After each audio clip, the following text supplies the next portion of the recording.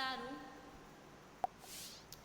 જો તમારે છે ને પેપર નંબર 101 અને પેપર નંબર 102 બરાબર, મુખ્ય વિષય ગુજરાતીની અંદર, એમાં પેપર નંબર 102ની અંદર આપણે નવલકથા અને એકાંકી એ બંને સ્વરૂપોનો પરિચય મેળવી લીધો. હવે આજે આપણે ટૂંકી વાર્તા સ્વરૂપ અને તેના વિશે ચર્ચા કરવાની છે. ટૂંકી વાર્તાના લક્ષણો કયા, અથવા તો ગુજરાતી સાહિત્યની અંદર ટૂંકી વાર્તાનો વિકાસ. ગુજરાતી સાહિત્યની પહેલી ટૂંકી વાર્તા મલ્યાણીની ગોવાળણી છે, અને ગોવાળણીથી લઈને અત્યારે આધુનિક ગુજરાતી સાહિત્ય સુધી કઈ કઈ ટૂંકી વાર્તાઓ રચાઈ, બરાબર, તેના વિશેની વાત. જેમ તમે નવલકથા અને એકાંકી સ્વરૂપ ભણતા હતા ને, સેમ એ જ રીતે તમારે નવલિકા અને ટૂંકી વાર્તા તમારે ભણવાની છે.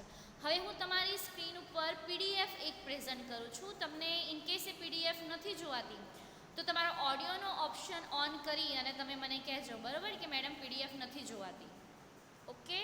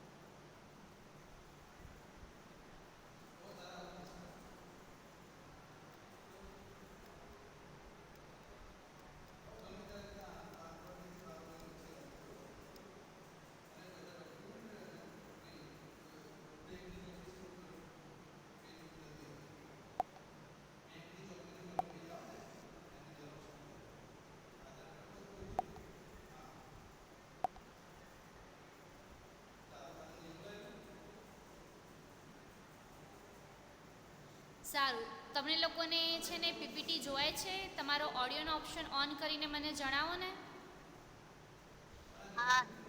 બરોબર, જોવાય છે ને? હા, જોવાય છે.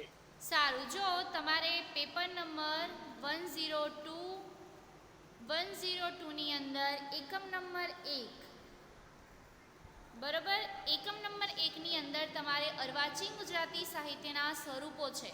નવલકથા, એકાંકી, લઘુકથા, ટૂંકી વાર્તા અને લલિત નિબંધ, બરાબર. એમાં આપણે નવલકથા અને એકાંકી એ બંને સ્વરૂપની આપણે ચર્ચા કરી દીધી છે. હવે આજે તમારે પેપર નંબર 102ની અંદર એકમ નંબર 1નો જે ત્રીજો પ્રશ્ન છે, એટલે કે એકમ નંબર 1નો જે સ્વરૂપ છે, એમાં ટૂંકી વાર્તા સ્વરૂપ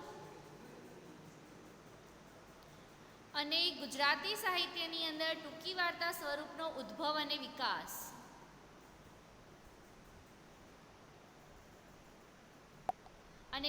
તેના સુધી ચર્ચા કરવાની છે. હવે ટૂંકી વાર્તાને નવલિકા,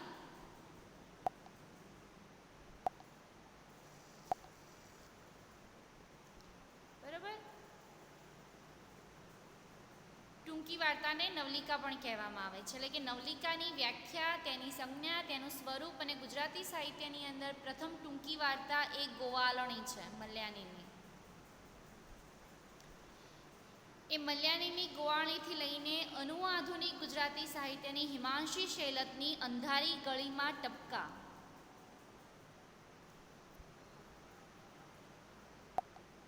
બરાબર, અંધારી ગલીમાં ટપકા સુધી, એટલે કે એ સમગ્ર ગોવાળણીથી લઈને અંધારી ગલીમાં ટપકા સુધીની દરેક ટૂંકી વાર્તાઓ અને તેના અભ્યાસ એ ઉદ્ભવ અને વિકાસની અંદર આવશે, બરાબર. હવે વચ્ચે તમને ઇનકેસ પીપીટી જોવાતું નથી તો તમારો ઓડિયોનો ઓપ્શન તમે ઓન કરી અને મને કહેજો.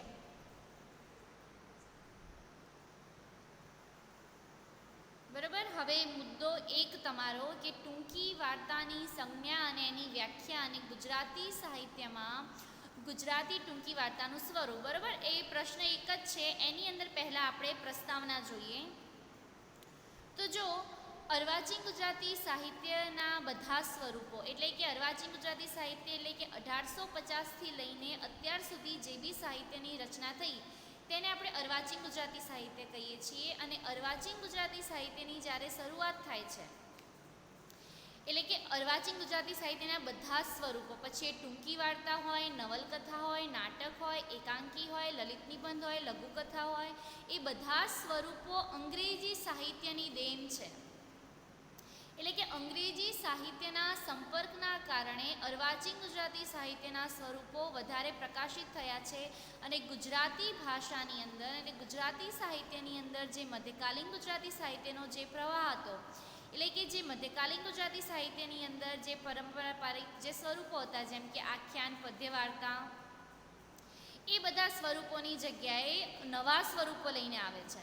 એટલે કે માણસને વાર્તા સાંભળવી પહેલેથી ગમે છે. જો પદ્ય વાર્તા તમે મધ્યકાલીન ગુજરાતી સાહિત્યની અંદર જે અસાહિત્ય ઠાકરની આપણી પ્રથમ પદ્ય વાર્તા છે મધ્યકાલીન ગુજરાતી સાહિત્યની, હંસાવલી પદ્ય વાર્તા છે, સિંહાસન બત્રીસી પદ્ય વાર્તા છે, રૂપાવતી, કામાવતી, બરાબર, આપણે ગઈકાલે જ પદ્ય વાર્તા સ્વરૂપ ભણ્યા. હવે મધ્યકાલીન ગુજરાતી સાહિત્યનું જે વાર્તાનું સ્વરૂપ છે અને તમે અર્વાચીન ગુજરાતી સાહિત્યની અંદર વાર્તાના સ્વરૂપની અંદર પ્રવેશ કરો છો ત્યારે બંનેની અંદર ઘણો ફેરફાર રહે છે. કેમ કે મધ્યકાલીન ગુજરાતી સાહિત્યની અંદર વાર્તા ગદ્ય પણ પદ્યની અંદર કહેવાય લેતી, પણ જ્યારે તમે અર્વાચીન ગુજરાતી સાહિત્યની અંદર વાર્તાનો પ્રવેશ કરો છો ત્યારે વાર્તાનું આખું સ્વરૂપ બદલાઈ જાય છે. એટલે કે માણસને આદિકાળથી વાર્તા સાંભળવી ગમે છે. જગતની કોઈ પણ એવી ભાષા નહીં હોય કે જે ભાષાની અંદર વાર્તા નહીં રચાઈ હોય, ભલે ગુજરાતી હોય, હિન્દી હોય, મરાઠી હોય, બંગાળી હોય, સંસ્કૃત હોય, દરેક ભાષાની અંદર વાર્તાની રચના થઈ છે. અને પ્રથમ તો એ કે વાર્તા માંડીને કહેવાની, સંભળાવવાની કથા છે. એટલે કે જેમ શામળ ભટ્ટે કીધેલું છે, જેમ શામળ ભટ્ટને કથાકારનો ધંધો હતો તેમ વાર્તા પણ.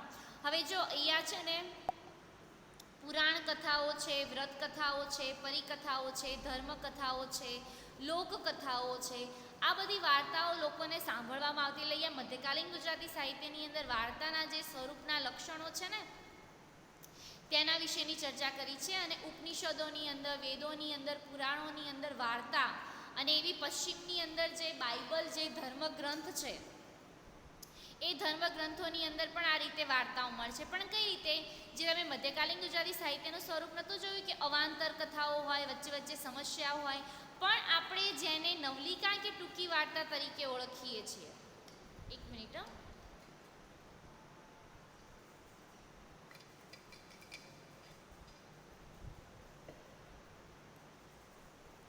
નવલિકા કે ટૂંકી વાર્તા તરીકે જેને ઓળખીએ છીએ, એટલે કે મધ્યકાલીન ગુજરાતી સાહિત્યની અંદર જે પદ્ય વાર્તા રચાતી હતી અને એની સાથે તમે જ્યારે અર્વાચીન ગુજરાતી સાહિત્યની અંદર પદ્ય વાર્તાનામાં પ્રવેશ કરો છો ત્યારે બંનેની અંદર ઘણો ફેર છે.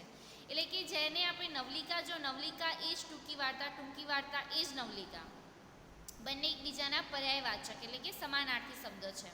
અને આપણે જ્યારે નવલિકા કે ટૂંકી વાર્તા તરીકે ઓળખીએ છીએ એ આધુનિક ગુજરાતી વાર્તાનું સ્વરૂપ છે.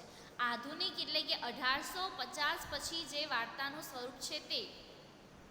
હવે જો તમને હું ગોવાળણી જે ગુજરાતી સાહિત્યની પ્રથમ પદ્ય વાર્તા, ગુજરાતી સાહિત્યની પ્રથમ નવલિકા, પ્રથમ ટૂંકી વાર્તા, પ્રથમ વાર્તા જે ગોવાળણી છે એ ગોવાળીનું કથા વસ્તુ કહું. અને તમે મધ્યકાલીન ગુજરાતી સાહિત્યની અંદર જે તમે મદન મોહના, રૂપાવતી, કામાવતી, એ બધી જે પદ્ય, હંસાવલી, એ જે પદ્ય વાર્તાઓની આપણે ચર્ચા કરી તો તેના વિશે તમને વાત કરું તો હવે મલ્યાનીલ એ પોતે આપણે આ મદ્રાસી સર્જક છે. એ મલ્યાનીલે ગુજરાતી ભાષાની અંદર સૌથી પહેલી ટૂંકી વાર્તા, સૌથી પહેલી નવલિકા ગોવાળણી, બરાબર, ટૂંકા પ્રશ્નની અંદર યાદ રાખજો કેમ કે MCQની અંદર પૂછાઈ શકે છે કે ગુજરાતી સાહિત્યની પ્રથમ ટૂંકી વાર્તા કઈ, ગુજરાતી સાહિત્યની પ્રથમ નવલિકા, બરોબર, ગોવાળણી, અને એના સર્જક છે મલ્યાની. હવે આ ટૂંકી વાર્તાનું હું તમને સરખાવું જે એડગર એલન પોએ જે ટૂંકી વાર્તાની વ્યાખ્યા આપી છે એની સાથે હું તમને એનું સ્વરૂપ સરખાવું તો જો ગોવાળણીનું કથાવસ્તુ એવું છે કે એક ગોવાળણી છે જે ગામની અંદર દૂધ વેચવા માટે આવે છે. હવે એ દૂધ વેચવા માટે જ્યારે ગોવાળણી આવે છે ત્યારે એ ગોવાળણી જ્યારે ગામની અંદર પ્રવેશ કરે છે ત્યારે ગામની અંદર એક સુશિક્ષિત ભણેલો ગણેલો વ્યક્તિ જેને લગ્ન કરેલા છે, જેને છોકરાઓ છે, અને એ ગોવાળણીના પ્રેમમાં પડે છે. એટલે ગોવાળણી પ્રત્યે એને આકર્ષણ છે અને એ પ્રેમમાં એને ગોવાળણીને ઘણું બધું કહેવું છે, પણ એ પરિસ્થિતિ અને સમાજના એટલે કંઈ જ નથી શકતો. અને પછી એકવાર જ્યારે ગોવાળણી દૂધ વેચવા માટે ગામમાં આવે છે ત્યારે ગોવાળણીની પાછળ એનું ઘર ક્યાં છે એ સુધી એ પોતે જતો રહે છે અને જતાં રસ્તાની અંદર પટરીની અંદર એના ઘરે પહોંચી જાય છે. અને ત્યારે ગોવાળણીને તો ખબર જ નથી કે આ જે ભાઈ છે જે એ મારી પાછળ આવે છે, પણ ત્યાં જઈને એને ખબર પડે છે કે રસ્તાની અંદર એ લોકો બેસે છે, એને ગાયનું એ દૂધ પીવડાવે છે અને એટલી વારમાં જે પેલો નાયક છે એની પાછી એની પત્ની આવી જાય છે અને એની સાથે પોતે ચાલ્યો જાય છે અને આ વાર્તા અહીંયા પૂરી થઈ જાય છે. આ છે અર્વાચીન ગુજરાતી સાહિત્યની વાર્તાનું કથાવસ્તુ. એ જ રીતે તમે પોસ્ટ ઓફિસ જુઓ, ધૂમકેતુની છે ને, અલી ડોસો અને મરિયમ. એ અલી ડોસો એ પોતાની પુત્રી જે મરિયમ જેના લગ્ન થઈ ગયા છે અને એના વિયોગની અંદર એ મૃત્યુ પામે છે. રોજ પોસ્ટ ઓફિસ જાય છે અને એને એમ કહે છે કે મારી પુત્રી મરિયમનો કાગળ આવશે, પણ મરિયમનો કાગળ આવતો નથી. અને એક દિવસ મરિયમનો કાગળ આવે છે અને પોસ્ટ માસ્ટર કહે છે કે અલી ડોસો, પણ અલી ડોસો એ દિવસે આવ્યો હતો નથી. એટલે પોસ્ટ માસ્ટર અલી ડોસાના ઘરે જઈ અને મરિયમનો કાગળ આપે છે, પણ પોસ્ટ એ ટપાલીને ખબર પડી જાય છે કે અલી ડોસો હવે મૃત્યુ પામ્યો છે, મરી ગયો છે. એટલે અલી ડોસાની કબર ઉપર મરિયમનો પત્ર મૂકીને આવી જાય છે અને પછી એ મરી જાય છે અને એના પછી એ ધૂમકેતુ છે એ અલી ડોસાના પૂર્વજન્મની કથા કહી દે છે કે અલી ડોસો ગયા જન્મની અંદર શિકારી હતો અને લોકોને રીબાઈને મારતો હતો, એટલે આ જન્મની અંદર એનું મૃત્યુ પણ રીબાઈને થયું છે ને પુત્રીના વિયોગના કારણે. એટલે કે તમે જેવા કર્મ કરો છો એ કર્મ તમારે અહીંયા ભોગવીને જવાના છે, તમે સારા કર્મ કરો કે ખરાબ. હવે જો આ બધી મેં તમને પદ્ય વાર્તાઓ કીધી અને જ્યારે તમે મધ્યકાલીન ગુજરાતી સાહિત્યની વાર્તાઓ વાંચો છો, ભણો છો, એ ઘણો ફેર છે એની અંદર. હવે જે એડગર એલન પોએ 19મી સદીના ઉત્તરાર્ધની અંદર જો અર્વાચીન ગુજરાતી સાહિત્યના બધા જ સ્વરૂપો અંગ્રેજી સાહિત્યના દેન છે. ઉમાશંકર જોશીએ અર્વાચીન ગુજરાતી સાહિત્યના સ્વરૂપો વિશે એમ કીધેલું છે કે અર્વાચીન ગુજરાતી સાહિત્યના બધા સ્વરૂપો વિદેશી બગીચાના બાગમાંથી લીધેલા પુષ્પો છે. વિદેશી બગીચાના બાગમાંથી એટલે કે જે મધ્યકાળની અંદર પ્રેમાનંદે અખાએ જે છપ્પા, પદ, આખ્યાન, પદ્ય વાર્તા એ તમે ભણતા હતા એ સમયે અંગ્રેજો એટલે કે પશ્ચિમી સાહિત્યના મધ્યકાળની અંદર વાર્તા, નવલકથા એ બધા સ્વરૂપનો ઉદ્ભવ થઈ ગયો હતો. આપણે એનો સ્વીકાર 1850 પછી કર્યો છે, માટે આપણા માટે નવું સ્વરૂપ છે. પણ બાકી અંગ્રેજોના પશ્ચિમી સાહિત્યના મધ્યકાળની અંદર હતો. એટલે 18મી સદીની અંદર જ્યારે તમે છેલ્લા કવિ દયારામ, મધ્યકાલીન ગુજરાતી સાહિત્યના દયારામને તમે ભણતા હતા એ સમયે અંગ્રેજી પશ્ચિમી સાહિત્યની અંદર ટૂંકી વાર્તા સ્વરૂપનો ઉદ્ભવ થઈ જાય છે. અને એડગર એલન પોએ 19મી સદીની શરૂઆતની અંદર ત્યાં વાર્તા પ્રગટ થયો હતો અને આપણે ગુજરાતી સાહિત્યની અંદર ટૂંકી વાર્તા સ્વરૂપ 20મી સદીની અંદર આરંભ થાય છે. અને એ બી કોના કારણે? અંગ્રેજી સાહિત્યના કેળવણીના કારણે. જે અંગ્રેજો ભારતની અંદર આવ્યા અને ભારતની અંદર આવ્યા પછી એ લોકોએ અંગ્રેજી શિક્ષણ પદ્ધતિની શરૂઆત કરી અને અંગ્રેજી શિક્ષણ પદ્ધતિની શરૂઆત કરી અને એ લોકોએ શિક્ષણની અંદર જે વર્ડ્સવર્થ છે, ટી.એસ. એલિયટ છે, એટલે કે પ્લેટોથી માંડીને ટી.એસ. એલિયટ સુધીના સિદ્ધાંતો, વિચારો, એ લોકોનું સાહિત્ય સર્જન એ લોકોએ શિક્ષણ પદ્ધતિની અંદર મૂક્યું. અને આપણે અર્વાચીન ગુજરાતી સાહિત્યના જે સર્જકો છે એ શિક્ષણ પદ્ધતિમાં એ લોકો ભણ્યા અને એના પછી આપણે ગુજરાતી સાહિત્યની અંદર એ લોકોએ નવલકથા લખવાની શરૂઆત કરી, નિબંધ લખવાની શરૂઆત કરી, ટૂંકી વાર્તા લખવાની શરૂઆત કરી. એટલે કે અંગ્રેજી સાહિત્યનો એ લોકોએ પરિચય મેળવ્યો અને અંગ્રેજી સાહિત્યનો પરિચય મેળવ્યા પછી એ લોકોએ ગુજરાતી સાહિત્યની અંદર એ સ્વરૂપને લઈને સાહિત્યનું સર્જન કર્યું. એટલે કે અંગ્રેજી સાહિત્યના પ્રભાવના કારણે અર્વાચીન ગુજરાતી સાહિત્યના ઘણા બધા સ્વરૂપો ફૂલ્યા અને વિકસ્યા છે અને ગુજરાતી સાહિત્યનું આખું સ્વરૂપ બદલાઈ ગયું છે. એટલે એ આખું જે મધ્યકાલીન ગુજરાતી સાહિત્યની જે પ્રણાલિકા હતી એ પ્રણાલિકા કરતાં અર્વાચીન ગુજરાતી સાહિત્ય આપણને નવા સ્વરૂપની અંદર એક નવા ફલક ઉપર, એટલે કે મધ્યકાલીન ગુજરાતી સાહિત્યનો જે પ્રવાહ ચાલતો હતો એ પ્રવાહથી તદ્દન અલગ પ્રવાહ ઉપર એટલે કે નવા નવા સ્વરૂપો. મધ્યકાલીન ગુજરાતી સાહિત્યની અંદર જેમ આખ્યાન, પદ્યવાર્તા, પ્રબંધ, પદ એ બધી સ્વરૂપો હતા, એ જ રીતે અર્વાચીન ગુજરાતી સાહિત્યની અંદર બધા સ્વરૂપો બદલાઈ જાય છે.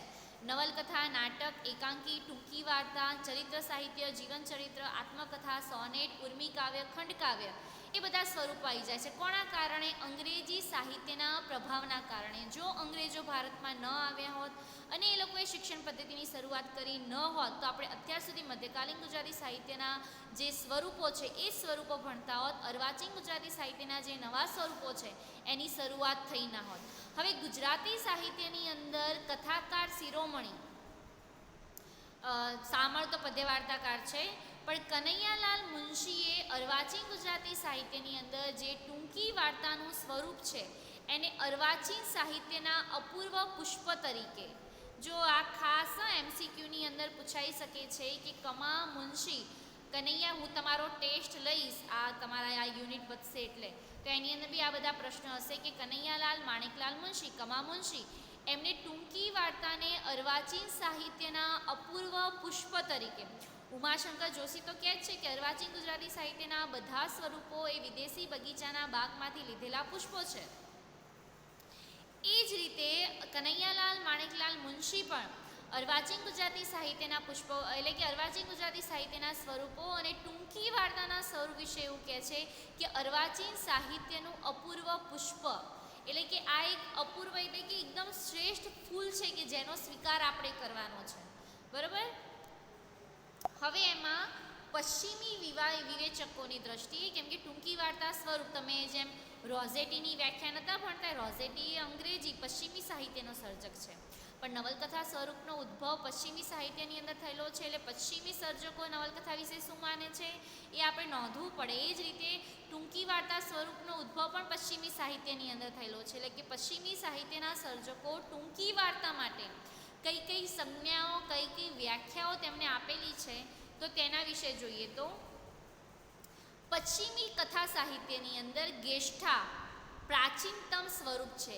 ગેષ્ઠા, જો પશ્ચિમી સાહિત્યની અંદર ગેષ્ઠા, જેમ નોવેલમાંથી નવલકથા ગુજરાતીની અંદર આવ્યો ને એ જ રીતે પશ્ચિમી સાહિત્યની અંદર ગેષ્ઠા જે શબ્દ છે એ ટૂંકી વાર્તા માટે સૌથી વધુ લોકપ્રિય છે. અને જૂના સ્વરૂપની વાર્તાઓના સંગ્રહ માટે, એટલે કે વાર્તા સંગ્રહને તમે જે સંગ્રહિત કરો છો જૂનું સ્વરૂપ તરીકે, એને ગેષ્ઠા તરીકે પ્રયોજાતો હતો. હવે જો એના પછી ઇટાલીમાં એ નોવેલા શબ્દ પ્રચલિત બન્યો. જો દરેક દેશની અંદર, દરેક ભાષાની અંદર ટૂંકી વાર્તા માટે અલગ અલગ શબ્દ છે. બરાબર. પશ્ચિમી કથા સાહિત્યમાં ટૂંકી વાર્તા માટે ગેષ્ઠા શબ્દ વપરાય છે, જ્યારે ઇટાલીમાં ટૂંકી વાર્તા માટે નોવેલા. બરાબર. નોવેલ પરથી નોવેલા આવ્યો છે, એટલે કે નવલકથા પરથી નવલિકા છે. નવલકથા એટલે કે લાંબા પ્રકરણોની અંદર વિભાજિત હોય અને ટૂંકી વાર્તા અને નવલિકા એટલે કે ઓછા પ્રકરણોની અંદર જે વિભાજિત હોય, જેનું લખાણ ટૂંકું હોય પણ સાથે સાથે તમને એક તણખલો, ધૂમકેતુ છે ને, કે ધૂમકેતુ ટૂંકી વાર્તા વિશે એવું કહે છે કે તણખલો હોવો જોઈએ. એ ધૂમકેતુ એટલે તો એમના વાર્તા સંગ્રહના નામ તણખા મંડળ ભાગ 1 અને ભાગ 2 આપ્યા છે. એમને જેટલી બી વાર્તાઓ પ્રગટ થઈ, ભૈયા દાદા છે, જુમો ભિસ્તી છે, પોસ્ટ ઓફિસ છે, આ બધી એમની વાર્તાઓ છે. આ વાર્તા સંગ્રહ એમનો તણખા મંડળ, જે વાર્તા સંગ્રહ ભાગ 1 એટલે ટૂંકી વાર્તા નવલિકા સંગ્રહ ભાગ 1, 2 એને એમના વાર્તા સંગ્રહનું નામ તણખા મંડળ આપ્યું છે. અને ધૂમકેતુ તો એમ કહે છે કે વાર્તા એ તણખા જેવી હોવી જોઈએ. એક તણખલો કેવો હોય કે ભાઈ સૂકું ઘાસ હોય અને સૂકા ઘાસની અંદર આટલો નાનો સી તણખો બી આવે ને તો એ આખા સૂકા ઘાસને સળગી દે છે, એટલે કે આખું સળગાવી દે છે, આખું એ બળી જાય છે. બસ કે વાર્તા પણ એવો હોવો જોઈએ કે વાર્તાની અંદર એવું એક ઘટક તત્વ હોવું જોઈએ કે જે નાનું એક તણખલા સમાન હોય અને આર્તા એટલે કે આખી વાર્તાની અંદર લોકોને વિચારતા મૂકી દે એ ટાઈપની એ વાર્તા હોવી જોઈએ. ચેખોવ છે, ટી.એસ. એલિયટની જે 23 વાર્તાઓ છે એ 23 વાર્તાઓની અંદર તમે જે ધૂમકેતુની જે વ્યાખ્યા છે એની સાથે સરખાવો તો પૂરી એના લક્ષણો, એના સ્વરૂપની અંદર એની જે લાક્ષણિકતા છે એ બધી જ વાત તમને એની અંદર જોવા મળે. હવે ઇટાલીની અંદર નોવેલા શબ્દ પ્રચલિત થઈ ગયો. તો હવે નોવેલા એટલે કે બની ચૂકેલી વાતને ફરી કહેવી. જો કે નવલકથાની અંદર પણ અમુક વાર કેવું હોય છે, પૌરાણિક કથા ઉપરથી વસ્તુ આધારિત હોય તો એનું કથા વસ્તુ પુરાણો ઉપરથી લીધેલું હોય તો એને કહી શકે કે ભાઈ ઘટના ઘટી. પણ અમુક નવલકથાઓની અંદર કેવું છે, જેમ કે સાસુ વહુની લડાઈ છે, ભદ્રમ ભદ્રમ છે, ગુજરાતનો નાચ છે, માનવીની ભવાઈ છે, આ બધી નવલકથાઓની જે કથા વસ્તુ ભલે એમાંથી લે પણ પાત્રો આપણને વાસ્તવિક એટલે કે વર્તમાનની અંદર જે પાત્રો જીવી રહ્યા છે તે. એટલે ટૂંકી વાર્તા માટે એવું કે બની ચૂકેલી વાતને એટલે કે જે ઘટના ભૂતકાળની અંદર ઘટી ગઈ છે એ ઘટનાને તમારે વર્તમાનની અંદર રજૂ કરવાની છે. મધ્યકાલીન ગુજરાતી સાહિત્યની અંદર તમે જે પદ્યવાર્તા સ્વરૂપ જોયું એની અંદર સિંહાસન બત્રીસી, મદન મોહના, હંસાવલી આ બધી જે પદ્યવાર્તાઓ છે આ બધી પદ્યવાર્તાઓ ભૂતકાળની અંદર એની ઘટના ઘટી ગઈ છે અને એના પછી એનું જે સાહિત્યનું સર્જન થયું એટલે કે બની ચૂકેલી ઘટનાને ફરીથી તમે જ્યારે કહો છો એનો અર્થ કેવો થાય છે? વાર્તા. હવે એટલે કે અંગ્રેજીની અંદર એને ટેલ એટલે કે કહેવું, બરાબર, એ વપરાતું હતું. ફ્રેન્ચની અંદર કોન્ટ, અંગ્રેજી ભાષાની અંદર ફ્રેન્ચ ભાષાની અંદર એસ્ટ્રોય અને લેટિન ભાષાની અંદર હિસ્ટોરિયા અને અમેરિકાની અંદર જ્યારે ટૂંકી વાર્તાની શરૂઆત થઈ ત્યારે એના માટે ટેટલ શબ્દ પ્રયોજાતો હતો, બરાબર. હવે જ્યારે આપણે ત્યાં એટલે કે મેલ્વિન ધ પ્રિયાસ ટેલ્સ અને આ બધા પશ્ચિમી સર્જકો છે એ તમારે જોવાની નથી. હા, પણ ટૂંકી વાર્તાની અંદર જે પૂર્વના વિવેચકો છે, ટૂંકી વાર્તાની અંદર જ્યારે વાર્તા શબ્દ પ્રયોજાતો ત્યારે એના માટે શોર્ટ સ્ટોરી એટલે કે ટૂંકી વાર્તા એવો શબ્દ બન્યો. સંસ્કૃત ભાષાની અંદર એને કથા તરીકે ઓળખાય છે એટલે કે દ્રષ્ટાંત કથા, ધર્મકથા, નીતિકથા, જેમ પંચતંત્ર અને હિતોપદેશમાં કેવી બધી વાર્તાઓ છે જે રીતે ટેલ એટલે કે જે જૂનું અને ટૂંકી વાર્તા એટલે કે શોર્ટ સ્ટોરી ટેલ. જો એ એટલે કે જે જૂનું છે એટલે કે જે બની ચૂકેલી ઘટનાને ફરીથી તમારે એને કહેવાની છે. અને જ્યારે તમે આધુનિક ગુજરાતી સાહિત્યની અંદર પ્રવેશ કરો છો ને ત્યારે આધુનિક ગુજરાતી સાહિત્યની અંદર વાર્તાના સ્વરૂપ આખું બદલાઈ જાય છે અને એક નવા સ્વરૂપ તરીકે તો એની અંદર જે હિમાંશી શેલત છે, બિંદુ ભટ્ટ જે સ્ત્રી લેખિકાઓ છે એ સ્ત્રી લેખિકાઓના કારણે ટૂંકી વાર્તાનું સ્વરૂપ આખું બદલાઈ જાય છે અને જે નવલિકા લઈને એ લોકો આવે છે અને સૌથી વધુ અને લોકપ્રિય અને સૌથી વખણાયેલું સ્વરૂપે થઈ જાય છે.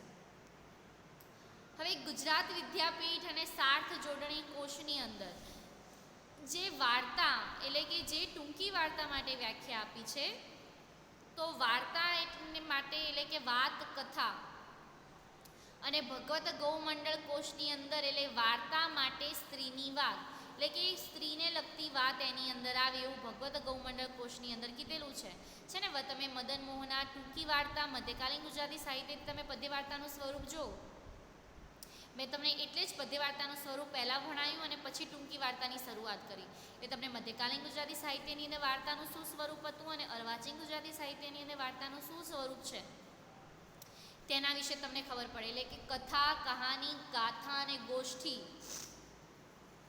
આવી બધી સંજ્ઞાઓ એટલે આ બધા અલગ અલગ એને પ્રયોજ્યા છે. હવે શરીફાબેન વીજળીવાળા બહુ જ સારી એવી સ્ત્રી લેખિકા છે આધુનિક ગુજરાતી સાહિત્યના. એમણે એવું કીધું છે વાર્તાનો એક અર્થ એટલે કે વૃત્ત એટલે કે વર્તુળ, સમાચાર એવો પણ થાય છે એટલે કે વૃત્તાંત, તમારા જીવનનો વૃત્તાંત એટલે કે તમારું વર્તુળ.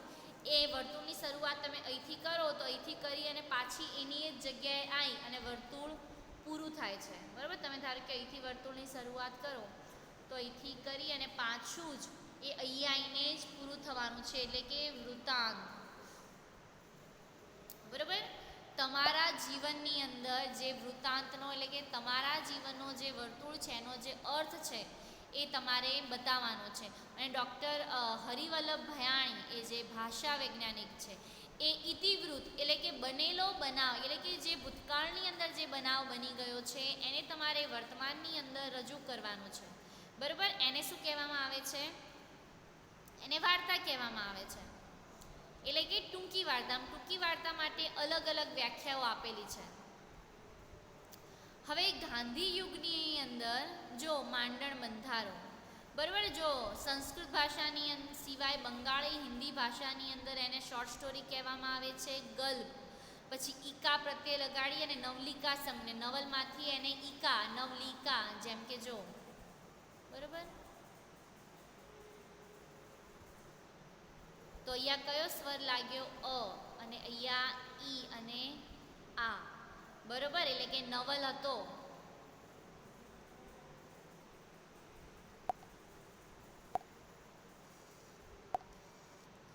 એમાંથી કયો? ઈકા સર્વ લાગ્યો એટલે શું થયો? નવલિકા થઈ ગયો. બરાબર, આ વ્યંજન છે. વ્યંજન એટલે કે જે વર્ણોને, જે ધ્વનિ સંકેતોના ઉચ્ચારણ સાથે સ્વરનું જોડાણ થતું હોય, એટલે કે નવલની અંદર ઈકા એટલે કે ઈકા વિશેષણ લાગ્યું એટલે કે ઈ સ્વરનું જોડાણ થયું એટલે શું થઈ ગયો? નવલિકા શબ્દ. સંસ્કૃતની અંદર એને ગલ્પ પણ કહેવામાં આવે, હિન્દીની અંદર એને કહાની કહેવામાં આવે અને ગલ્પ હિન્દીની અંદર પણ કહેવામાં આવે છે. એટલે કે આ બધા એના પર્યાયવાચક શબ્દો છે. જ્યારે મધ્યકાલીન ગુજરાતી સાહિત્યની અંદર જો માંડણ, અખો, સામળ આ બધા કવિઓ જ્યારે વાર્તાનો પ્રયોગ કરે છે ત્યારે એને વાર્તા તરીકે નહીં પણ વાર્તા છે ને, કે મધ્યકાલીન ગુજરાતી સાહિત્યની અંદર જે શબ્દ ભંડોળ છે, જે મધ્યકાલીન ગુજરાતી સાહિત્યની જે પરંપરા છે એ પરંપરા બરોબર ઘડાઈ નથી અને અર્વાચીન ગુજરાતી સાહિત્યના સંપર્કના કારણે ઘણા બધા આપણું આખું વ્યાકરણ ભંડોળ અને શબ્દ ભંડોળ રચાય છે. વાર્તાની જગ્યાએ વાર્તા રેફવાળો આવી જાય છે. એટલે કે ત્યારથી માંડીને છે ગાંધી યુગ સુધીના રાવી પાઠક, રામનારાયણ વિશ્વનાથ પાઠક, જેમને દ્રિરેફના ઉપનામથી વાર્તા તરીકે લખ્યો છે, એમને શું કહે શેષ વિહારી, સ્વેર વિહારીના ઉપનામથી નિબંધો લખ્યા છે અને શેષના ઉપનામથી એમને કાવ્ય લખ્યા છે ને, એમનું લાડુનું જમણ બહુ એમની લોકપ્રિય વાર્તા છે. જક્ષણી, આ બધી તમે 11-12ની અંદર એમની બધી વાર્તાઓ ભણેલા છો. એટલે કે છેક જે સામળે વાર્તા પ્રયોગ કર્યો હતો છે ગાંધી યુગની અંદર રાવી પાઠક સુધી, એના માટે કયો? વાતો તરીકે, દ્રિરેફની વાતો એમ તરીકે શબ્દ પ્રયોગ થયો છે. બરાબર, હવે આપણે તમારું લેક્ચર આપણે આટલે સુધી રાખીએ છીએ. આવતીકાલે આપણે ટૂંકી વાર્તાના સ્વરૂપની ચર્ચા કરશું. બરાબર, હવે આ પ્રશ્નને લઈને તમને કોઈને કંઈ ક્વેશ્ચન હોય તો તમે મને પૂછી શકો છો.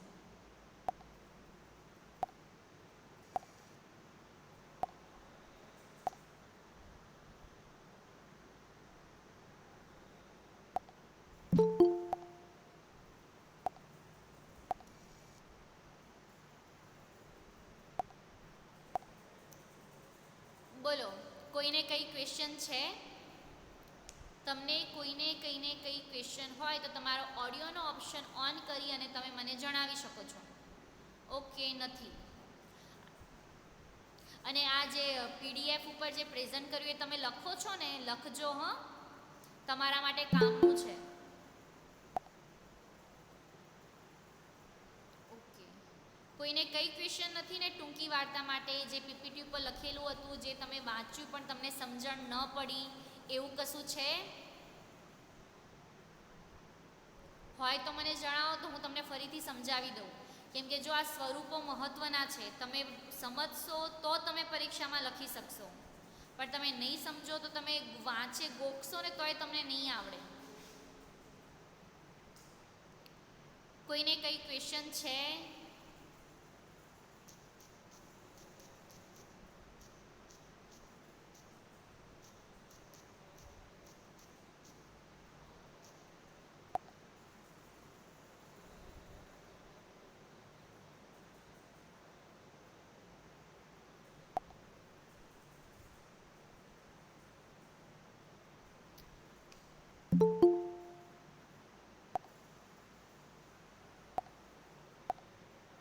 કોઈને કંઈ ક્વેશ્ચન નથી? સારું, આપણે હવે આવતીકાલે નવલકથાના સ્વરૂપથી લેક્ચરની શરૂઆત કરશું. હવે છેલ્લી વાર દરેક વિદ્યાર્થી પોતપોતાના નામ લખી દો ને, એટલે મને તમારી અટેન્ડન્સ ફરીથી લેવાની ખબર પડી જાય.